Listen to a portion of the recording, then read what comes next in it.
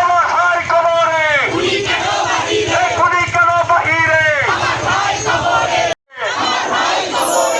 সাবেকের উপর হামলা কেন,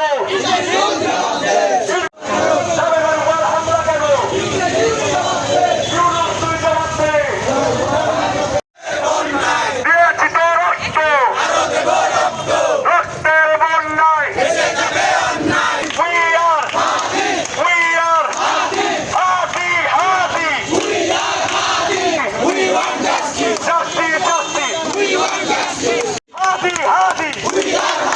হামলা কেন, হামলা কেন,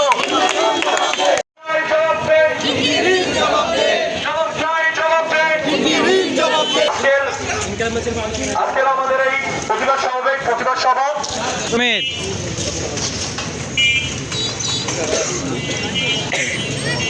ভালো আছেন, কিন্তু আমরা ভালো নেই।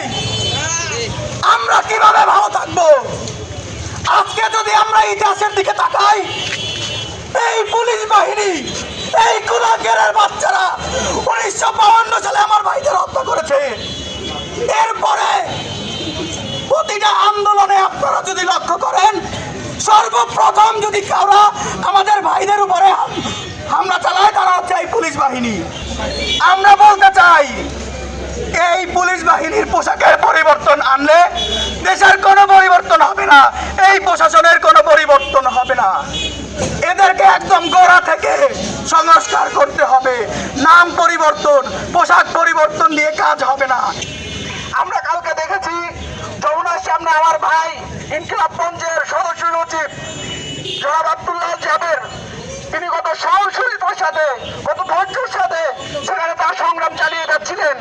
তাদের উপর এই পুলিশ বাহিনী, এই পেট্রোল বাহিনী, এই সন্ত্রাসী বাহিনী, এই আওয়ামী লীগের কিটগুলো তাদের উপর হামলা চালায়। আমরা তীব্র প্রতিবাদ জানাই। আমরা একটা প্রস্তাব নিয়ে গেছিলাম যে আপনি যদি বিচার না করতে পারেন, তাহলে জাতিসংঘের কাছে আপনি তদন্তের জন্য একটি চিঠি পাঠান।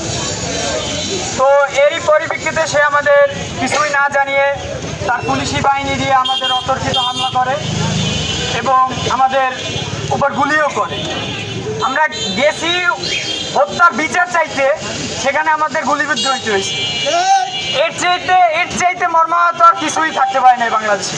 হাতিরাই হত্যার তদন্ত করার জন্য, সেখানে আজকে তদন্ত চাওয়ার জন্য, যদি আজকে বিচার চাওয়ার জন্য যদি আজকে মার খেতে হয়, চারদিক তাকাইতে হবে। কিছু নাই।